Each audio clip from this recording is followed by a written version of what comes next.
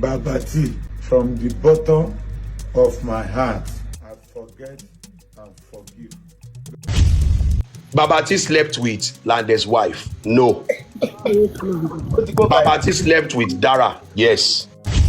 Or there, and I gave what's it called? Dara, quickie. I will not lie about that. Oh, Ramilo, I know. Mary heard me. Shengbo. Tell it more heady. Oh, suck me. Mary heard me. Ẹ súnmọ́ bí ẹ wá gbọ́, Babatee ti jẹ́wọ́, Babatee ti sọ̀rọ̀. Ó ní lóòótọ́ ló ń bá Dara sùn. Ó lóun àti Dara jọ lásìpọ̀. Ṣùgbọ́n nígbà tí ó wá sọ̀rọ̀ rẹ̀, ó ní Dara ló ń bá lásìpọ̀. Òun ò bá ìyàwó Lande lásìpọ̀. Sherry, every secrecy about when a woman and a man, when they have anything together, it is very, very important. A lè rò pé nǹkan kékeré ni. Kò sí nǹkan tẹ́ lè ṣe fún mi láyé ìtẹ́mi àti bá ní nǹkan mi ní táṣìírí yín láyé. Bó ṣe yẹ nǹkan tó fẹ́ mọ bó ṣe dọ́wọ́ Lande. Ẹ máa gbọ́, màá explain fún yín. Mo mọ̀ pé everybody ló ń gbọ́. Sherry, Babatee slept with Lande's wife. No. Babatee slept with Dara. Yes. But if I had to defend it, like, I did not sleep with Lande's wife. So because I did not know Lande's wife. The person that was presented to me was Dara, the content creator. So, and in my brain, I cannot change my brain. So whoever that I had truth or dare with was Dara. I know. Hold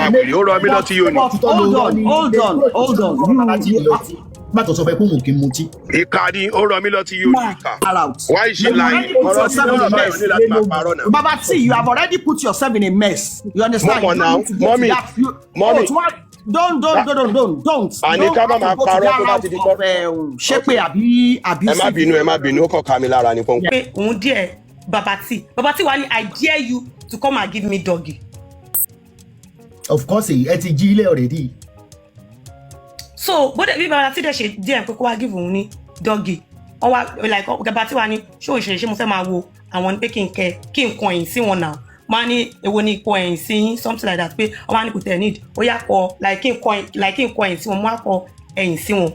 Wọ́n wá jọ ṣe nǹkan tó fẹ́ ṣe. But wọ́n kọjú sí gidi. Bẹ́ẹ̀ ni like mo kọjú síwájú kitchen. But wọ́n ṣe ń ṣe òun gbọ́ dúdú. Bẹ́ẹ̀ ni mo ń gbọ́ dúdú. Okay. So mo ní Babatee mo ní ẹ̀yin àti Dara ṣe wà òkè ṣá pé ọ̀rọ̀ géèmù tẹ́tí wá ṣe kò wá yé mi o ní pé normal ẹni ká ṣe truth or dare lóòótọ́ ó ní ká ṣe truth or dare abẹ̀rẹ̀ truth or dare ẹ wá rúnra yín ọ wá ní ṣebí géèmù ni ṣe. Wọ́n ṣe truth or dare lóòótọ́ ṣùgbọ́n Marygold gangan ló kọ́kọ́ bọ́ra ẹ̀ sí òwò. Ẹja gbọ́n tí Babatee sọ ó ní báwọn ṣe ní káwọn bẹ̀rẹ̀ lóòótọ́ Marygold ló kọ́kọ́ bọ́ra ẹ̀ sí òwò. Bàbá wò dáadáa ó túmọ̀ sí pé Marygold àti Dara wọ́n jọ gbìmọ̀ pọ̀ láti wá mú Babatee kó bá wọn lájọṣepọ̀ ní. Ẹja gbọ́ tẹ̀síwájú. So Marygold bá ṣe bẹ̀rẹ̀ truth or dare báyìí ṣe ni Marygold kọ́ bọ́ra ẹ̀ sí òwò. Mi ò rí òwò ẹ̀. Ara rẹ̀ sí òwò. Wàláhì mi ò rí òwò ẹ̀ rí ní ayé mi. Láì tí ṣe truth or dare yẹn ni o. Kò wọ kankan ó sáré bọ́ra àwa tiẹ̀ ṣe mí sì wọṣọ the other girl náà wọṣọ. Ó wà nílé bachelor single man. Bẹ́ẹ̀ni so bóyá bọ́ra sí òwò báyìí mo kàn wọ́n pé mi ò rí òwò Marygold rí kí ló ń ṣe. Ṣé ọyàn ẹ̀ dúró àbọ̀ ọyàn ẹ̀ lọ́lẹ̀ ọyàn ẹ̀ dúró dáadáa tó lè move ọkùnrin. Ọyàn ẹ̀ wà bó ṣe wà. Okay. So bóyá bẹ̀rẹ̀ géèmù yẹn ni ó ṣàn díẹ̀ mi sí Dara yẹn máa mu ọtí so ìgbà tí Dara yẹn mu ọtí tó bá dé ó máa ní true ó máa ní 5 true ó máa ní 5 there. So kí ló ń jẹ́ 5 true. 5 there okay the 5 true is that tó bá ṣe géèmù yẹn tó bá ní kó díẹ̀ nìyẹn pé o lè lọ sọ́ọ̀kì okó ẹ̀ tó bá fẹ́ béèrè ara ẹ̀ tó bá ní truth or dare wá ní true so true yẹn ló máa lò. Okay bó ṣe ń fún wọn náà sọ true. No true yẹn ni safe díẹ̀ yẹn ló le true yẹn nìyẹn máa lò ẹ understand tí wàá fi save ara ẹ̀ pé o lè ṣe irú tax yìí o. Okay lẹ́bàá bá ìbéèrè síra yín. So wá ń díẹ̀. Ṣé ẹ̀yin ọmọ ọ̀sìn mo ń gbọ́. Ṣé ti understand ọmọ ọ̀sìn kọ́ sọ yẹ kí mi wà ń bẹ̀. Bọ̀ tó kó àlè náà gbàtí Mary. Yes wọ́n ti mú mi already mo ti wà ń bẹ̀. Of course kó àlè náà tí ọtí dẹ̀ ti wà ń bẹ̀. So mo ti wà ń bẹ̀ kò sí nǹkan tí mo fẹ́ ṣe so wọ́n dẹ̀ ṣe truth or dare so bí Marygold ṣe sọ pé òun díẹ̀ kí ló ń pè Dara pé kí Babatee fún ní doggy quickie. Yes now. Ó lóun díẹ̀ Dara. Pé kí n fún ní quickie. Ṣé understand? Ṣé Dara náà ti bọ́ra sílẹ̀ ni àbí kò tí ì bọ́ra sílẹ̀? No, kò bọ́ra sílẹ̀. Dara ò bọ́ra sílẹ̀. Èmi gan ò bọ́ra sílẹ̀ bẹ́ẹ̀ tẹ́lẹ̀. Okay, Mary nìkan ló wà níta. So Mary wá ní òun díẹ̀ mi kí n ṣe quickie pẹ̀lú Dara. Understand? So mo mú condom mi. Ọ̀pọ̀ tó ń sọ yìí Lande ni wọ́n Mary rìkọ́dù gbogbo ẹ̀ from A to Z tó wà lọ́wọ́. Mi ò purọ́ fún yín náà. Ṣé bó ti ló wá rìkọ́dù? Ẹ máa gbọ́ sẹ́ ṣe bó ló wá rìkọ́dù mi nulẹ̀. Ṣé bó ni mo ń sọ yìí? So Mary wá ní òun díẹ̀ mi àti Dara pé kí n fún Dara ní doggy quickie. Not Lande's wife. When I said Dara yẹn ni Mary ẹ wá ń wò hòhò Mary. Ẹ máa gbọ́ sẹ́ ohun tí mo sọ pé I never slept with Lande's wife. Ẹ máa gbọ́ mọ́ mi. Mọ́ mi ẹ máa gbọ́ mo ní mi ò bá ìyàwó Lande sùn because ẹni tó ṣe truth or dare pẹ̀lú mi Mary blindfold mi Dara ló pè fún mi content creator. Okay. So ti yẹn so I never slept with Lande's wife tí mo sọ I never slept with Lande's wife but we did truth or dare and I gave what's it called Dara quickie. I will not lie about that. It's the first time I'm saying it. I gave Dara quickie. O fún ní quickie oníkòbọ̀rọ̀ alẹ́ kí ló mú vela rẹ̀ tó fi fún ní quickie. No, ó díẹ̀ ní géèmù yẹn ni ó díẹ̀ Dara wá sọ pé òun díẹ̀ mi Mary díẹ̀ Dara ó tán ó díẹ̀ Dara ó sọ pé kí Dara pé I dare you Dara for Babatee to give you quickie. So tí o bá ní gbà á mọtí so kò mọtí ó dẹ̀ lóhun díẹ̀ mo dẹ̀ ní game mo dẹ̀ mú condom nù ọ̀dọ̀ mi mo dẹ̀ fún quickie. Báwo ni ara ẹ ṣe máa múùfù tó ń do ẹnìkan tẹ́nìkejì dẹ̀ ń wò ẹ̀?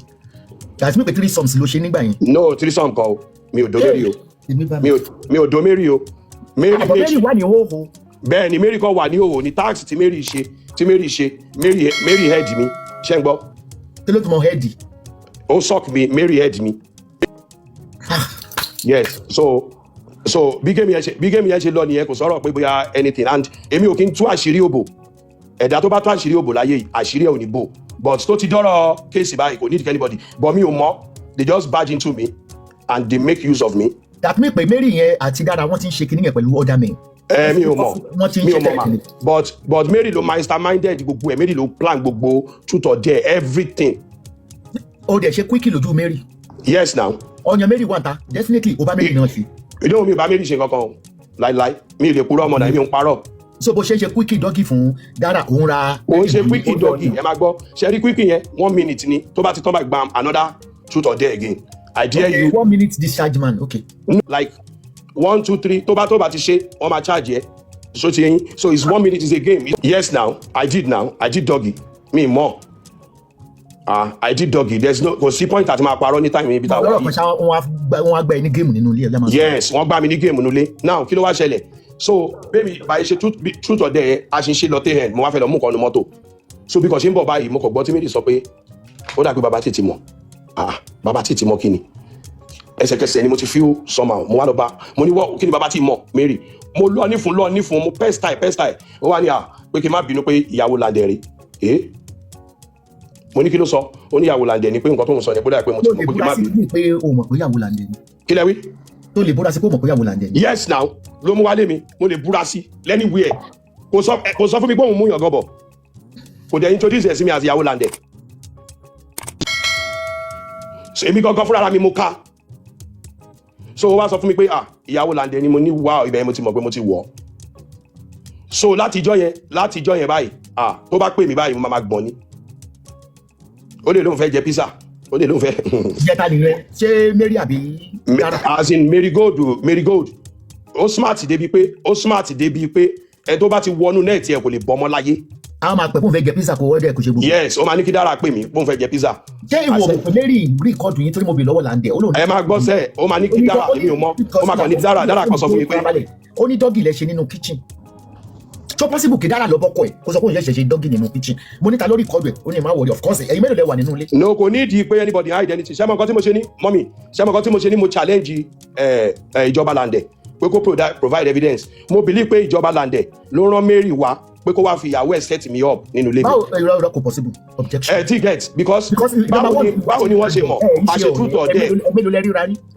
mi ò rí rí láti in 5 years but báwo ló ṣe mọ̀ pé a ṣe truth or dare pẹ̀lú ẹni tó introduce sí mi. kó lè má ṣòun ló set up iṣẹ́ yẹn bí àtìta ló ti wá or kí I don't know. mọ́mì láíláí mọ́mì. Mary ti fẹ́ Lande rí kó tó gbé ọ̀rẹ́ ẹ̀ fún. mọ́mì láíláí ta ló wà ń bẹ̀ pa ṣe truth or dare Mary ló wà láàrin wa náà. then ó tún parọ́ lórí interview tó ṣe bọ́rọ̀ tó sọ tó fẹ́ kí n má sọ ni mo ti sọ yìí ó ń parọ́ lórí interview tó ṣe ó ní pé ìjọ yẹn o àwọn òun wá sùn kitchen wèrè wo ló sùn truth or dare everything ended in the kitchen ó dẹ̀ lọ sùn sínú yàrá for a long time ó dẹ̀ lọ àwọn méjèèjì dẹ̀ lọ wọn ò sùn lé mi mọ́jú so ẹni tó rán Mary wá sínú ilé mi láti wá force mi láti purọ́ fún mi first pé what's it called Dara content creator ni 1 mo dẹ̀ tún gbé Dara jáde 2 tájọ lọ ra smoke ta padà gbàtẹ́mi ò mọ̀ tí n bá mọ̀ màmá hide ẹ̀ mi hide ẹ̀ náà mo tún tọ́nà ní mọ́tò kan gbà tó fẹ́ ra kan. ẹ ti high. no mi ò high o mi ò high mọ́ mi mọ́ tí mò ń sọ o. But tí wò bá ti máa ṣe threesome tẹ́lẹ̀ kí ló tó yọ okó lójú Mary láti do Dara. because Mary wà o so kò ní kò ń ṣe threesome ni mo ṣe Mary wà o mi ìdó Mary sẹ. ṣé tó fi dó Mary tó fi fọwọ́ mú Dara ọ̀rẹ́. no the truth or dare yẹn náà ẹyọ kan ni kò ń ṣe pé continuous thing o. truth or dare. ẹ máa gbọ́ kò ń ṣe pé continuous thing ó kàn dare yẹn ẹyọ kan ni that dog is once so another one can you twerk can you slap your eyes can you do that another one yẹn. ọ̀tọ̀ yẹn tún ṣe yẹn náà. Another one, can you slap your eyes? Can you as in twerk? Can you dance? So ti nǹkan tó ṣẹlẹ̀ lèmi sọ fún yín yẹn. Wíìkì yẹn yọ kan ni. Àbí kí ni can you slap my eye? Ẹ kó gbà àti fúnra yín. No, can you spark my ass? I only sọ fún yẹn pé ẹ máa gbọ́, a sọ fún yẹn pé I dare you to spank your come on. You wanna give us a ringing tone. So oríṣiríṣi ló wà lójú tó dé. Ó wá slap ìdí tiẹ̀ nígbà tó ń ṣe. No. Ó kàn sọ fún Dara pé òun díẹ̀ pé kó mọ̀n like pé òun kó fún òun ní ring tone ẹ̀. So ó tún ní kó ó díẹ̀ náà bẹ́ẹ̀ so ó dẹ̀ mọtí bó ṣe end nìyẹn so gbà tó dẹ̀ end wọ́n lọ irọ́ ló ń pa kóhun sun kitchen blunter lie irọ́ ló ń pa ẹ má dá lóhùn. ok ó yà kó níwò àti Dara wá wọ yàrá lọ àbí. wọ́n ṣe truth or dare ẹ máa gbọ́ truth or dare ṣé ń gbọ́ báyìí ṣe truth or dare tán gbogbo ètò ń sọ yẹn ó kàn fabricate irọ́ ni báyìí ṣe truth or dare yẹn tán ló lọ wọ́n rest wọ́n sùn bóyá for a while wọ́n dẹ̀ lọ kò sùn lé mi mọ́jú ó ń parọ́ fún yín ní kóhun sun kitchen so now ohun tí mo wá ń wò ṣé bí gbogbo nǹkan tó ń hide tí wọ́n sọ ni. o discharge. no àmọ́ ní condom ni mo lò. ẹ ṣé wọn dín fáṣẹ ní condom ní. no mi ò jíṣà mi ò kọ́ mo èmi ó máa ń pẹ́ kémi tó kọ́ mo. wọ́n fi ìyàjọ mọ̀ mi gan ó yá mo ń gbọ́. ó máa ń pẹ́ kémi tó kọ́ mo ọlọ́run ò ní jẹ́ n rí yẹn láyé mi. ó máa ń pẹ́. ó máa ń pẹ́ wá stay longer I won't lie to you. bí Lande ṣe mọ̀ ni wípé Marygold ló máa padà màmá mo fẹ́ sọ kankan Marygold ló máa padà lọ sọ fún Lande ó ní nǹkan tó ń fa ìjà Marygold àti ìyàwó Lande tí wọ́n ti sọ síta o. Okay. Àwọn tí ì sọ síta ìjà làwọn méjèèjì ń bára wọn jà tó fi wá fi social media tó fi wá fi bá gẹ̀yẹ̀ jà tó fi lọ ń tú gbogbo àṣírí ẹ̀ tó fi lọ ń tú gbogbo àṣírí ẹ̀ fọ́kọ ẹ̀. ẹ farabalẹ̀ o ẹ má tí ì lọ ẹ jẹ́ àṣìyà ẹ̀ ọmọ aláṣẹ mídíà gbogbo fact tó wà lórí ọ̀rọ̀ yìí pátápátá ni mo kó lọ́wọ́ tẹ́ ẹ máa gbọ́ lénìí. ẹ mọ̀ pé mo jẹ̀bi so omi lè sọ pé ọ̀rọ̀ tó tọ́ sí mi lẹ́nu at the same time náà tí bá wọ other side tèmi màá tún ní mi ò jẹ̀bi bọ́ lójú àwọn èèyàn mo jẹ̀bi tọ́rọ̀ bá ti rí báyìí náà kò sí mi ìlẹ́nu ọ̀rọ̀ kò sí nǹkan tí mo fẹ́. ó yá ibo ló ti jẹ̀bi mo fẹ́ wò bóyá èèyàn gidi ni ibo ló ti jẹ̀bi. ibi tí mo ti jẹ̀bi pé mo accommodate sílé mi ibi tí mo ti lè sọ pé mo ti jẹ̀bi nìyẹn then àti ọ̀dọ̀ Babatee tẹ̀ sọ yẹn pé ok kò yẹ kí n accept ẹ̀ kó n ṣerú nǹkan bẹ́ẹ̀ yẹn láàrin èmi àti ìyàwó Lande ó tó gbà èmi àti ẹja mo pe ọkọ ẹ̀ mo sọ fún pé àti ìyàwó yín o àtẹ́ni ọ̀rẹ́ because oríṣiríṣi ọ̀rọ̀ wọ́n ní wọ́n pé ó máa ń rí mi as a saint ó máa ń ní òrì arẹwà dẹ̀ máa ṣe bí saint oríṣiríṣi ẹjọ́ ìgbà tó yá wọ́n tún ní ẹ̀ tó ní pé ó ti change díẹ̀ ti wà lọ́wọ́ mi mò ń gara olórí burúkú mọ́tò wo nìyàn ń lò téèyàn kan ò lórí kí ni mo yẹra ìyóò gbà tí wọ́n bá ń ṣe patí ẹbẹ̀ lọ́wọ́ Lande tó bá ń ṣe patí tẹ́lẹ̀tẹ́lẹ̀ gbogbo àjọ máa ń pọ̀ lọ ni mo máa ń yọra mi lọ ni torí nǹkan báyìí náà ni mo máa ń yọra mi lọ torí mi ò fẹ́ wàhálà ó tó gbà kan mo pe Lande mo ní àtìyàwó àtẹnibọdì yóò bẹ anybody ṣe mọ kò ní dáa fún everybody mi ìṣọ̀rẹ́ olórí burúkú mọ́ oníkálukú dẹ̀ dúró sílé nẹ̀ mo dẹ̀ rán ṣiṣẹ́ mi jẹ́jẹ́ tí ó bá yẹ pé gbà tí mo wá manage Lande ni kíní èmi àbáṣepọ̀ èmi àti ẹ̀ ó tún wáyé because mo sọ pé mi ìṣọ̀rẹ́ mọ́ mi ṣe sí níwájú Ọlọ́run tẹ̀yọ́ gbà tèmi àti Lande bá jọ jáde ògbóbìnrin lójú mi rí Dara tún máa ń fíw bíi pé kí n sọ̀rọ̀ against ọ̀pẹ̀ máa ní ṣe nǹkan tójú mi ò rí ṣé kí n máa sọ ni nígbà wà láìdàlà ìwọ ló ṣe é pọ̀ ọ̀pẹ̀ òun ṣòṣì lójú mi lè parọ́ mo máa ń sọ máa ní ìwọ ló ṣe é pọ̀ ọ̀pẹ̀ òkín ṣòṣì báyìí òun ṣe lójú mi mo fẹ́ kó jáde fún mi ni mo fẹ́ kó jáde torí ẹ̀ mo ṣe jáde fún mo mọ̀ because most of àwọn ọ̀rẹ́ wa ti ń pè mí kíní kan mo wá downfall ẹ̀ mo ń ṣe kíní kan mo ní kò ṣe ọ̀rọ̀ ilé ìbò ti kúrò lọ́rọ̀ downfall because àwọn ọ̀rọ̀ kan wà tó ń lọ lábẹ́ tí ò ń ṣọ̀rọ̀ social media kò come out tí wọ́n ní wọ́n pé táwọn èèyàn dẹ̀ pé mi pé nǹkan báyìí tó bá béèrè ẹjọ́ lọ́wọ́ mi tí mo máa most of àwọn tó mọ̀ wá tó ń sọ pé ṣe bí àwọn sọ kíníkan mo ní Moreover tẹ́lẹ̀ Dara mi àti ìgbà tèmi àti ẹ̀tìjà mi ò bá ṣe mọ́ mo ọkọ ẹ̀gbọ́n bá wa parí ọ̀rọ̀ yẹn láàrin pé kí n jẹ́ kó tán síbẹ̀ mo ní ó tán kò tán èmi ò ṣọ̀rẹ́ olórí burúkú mọ́ ọ̀rẹ́ tá à ń ṣàbòsí ara wa tẹ́ mo máa parọ́ olórí burúkú ẹ parọ́ mọ́ ara yín at the same time ẹ tí wàá gbọ́rọ̀ wá sí mi lórí pé èmi mo sọ ọ̀rọ̀ Lande yìí mo tún kọ́ máa torí ọ̀rọ̀ Lande yìí gbogbo tọ́ọ̀tì wọn nígbà mi mo lọ sọ̀rọ̀ fún Lande tí mi ò dẹ̀ tún mọ́wọ́ tí mi ò mẹ́sẹ̀ mi ìmọ̀ ọkọ tó ń ṣe Lande náà mi ìmọ̀ o mi lè parọ́ wọ́n ti fọ́ọ̀nì lọ́ọ̀bì yẹn ti wá ń di nǹkan mi débi pé ẹ̀mọ́ ti pọ̀ jù débi pé kò lè like oríṣiríṣi nǹkan tó tẹ̀ máa ń ṣe ọ̀rọ̀ wà nù mí o because àwọn kan wà pé mò ń ṣẹ́nu kò mò ń sọ bọ̀ mo fẹ́ kó jáde kó wá bá mi ká má jọ fèsì ara wa. mo ti sọ fún wa pé púpọ̀ nù nǹkan tó ń ṣẹlẹ̀ sí Lande òun ló ti fi ṣe skit tá a fura ń gbà náà. See, if this girl message you say she love you, abeg help me block her. Na only her I get o. Abeg, you see this girl, she no dey hear word, baby. Oya tell them make them block you. Block me ke? Please, if I message you for money, please don't block me o. Ẹ jọ̀ọ́ nítorí Ọlọ́run ṣàánú kúnlẹ̀ abiyamọ lára mi o. Please don't block me. Abeg, which work do you do for them you are asking money for? I don't need to do work for them before I will ask them for money. Babatee ti sọ̀rọ̀ oníkákú gbà pé òun ló ń jẹ̀bi o ó ní ibi tí ẹ̀bi òun sì ti wá òun náà ni pé Dara lòun bá jọ lájọṣepọ̀ òun ò mọ̀ pé ìyàwó Lande ni ó nítorí pé ó ti wá jẹ́ bẹ́ẹ̀ òun bẹ gbogbo olólùfẹ́ òun bẹ gbogbo ọmọ Nàìjíríà ní tilé tó kò pé kán dáríjì òun o àwa ń bẹ gbogbo wa pé ká jẹ́ kóògùn ó mí ká jẹ́ kóògùn ó sinmi. This time Babatee Bernard, aka Babatee, a content creator, an actor, and a stand-up comedian. I'm sorry about what happened between me and Lande, and I'm so pissed with myself right now. There are so many illicit acts that we do in the closet, and we have to apply moral because I never knew this could come to the public. I'm sorry about that. A lot of people do not know what they call truth or dare. It is an adult game. It is not a childhood game. I'm sorry about this immoral attitude. I take all responsibilities. But please, join me to say sorry to Lande. And to my fans, I appreciate every one of you. Please consider me as a first offender because I don't think I've ever done this in the history of my tenure, my life in the industry. I'm a man that has lived with contentment. I'm a man that believes in the truth. I'm a man that even if I'm dying, I will hold on to the truth. I know I have a lot of enemies, but they are not my enemies, they are my friends. It's because a lot of us do not know that the peace of mind is the wealth. We think that the monetary paper that we move around is the wealth. I have lived on this truthfulness. Yeah, thank you so much everyone for your concern and support. I want to use this opportunity to say Babatee from the bottom of my heart. I forget and forgive. God bless you, my brother. One love. ẹ láìkí ẹ ṣí àẹjá kọ́mẹ̀ntì sórí ẹ̀ ọmọ Aláṣẹ Media gbogbo ẹ̀ lè máa gbọ́.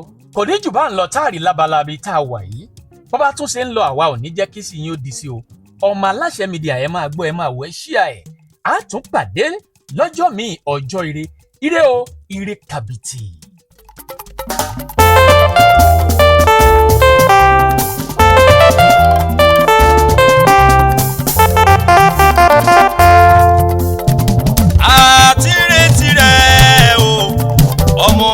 Aláṣẹ dìde àtìrètí rẹ̀ o ọmọ Aláṣẹ dìde wá bá wa sọ̀rọ̀ ìjìnlẹ̀ ká lè mọ bí ayé ń kọrí sí wá bá wa sọ̀rọ̀ ìjìnlẹ̀ ká lè mọ ìgbésẹ̀ tó yẹ ká gbé ọmọ Aláṣẹ.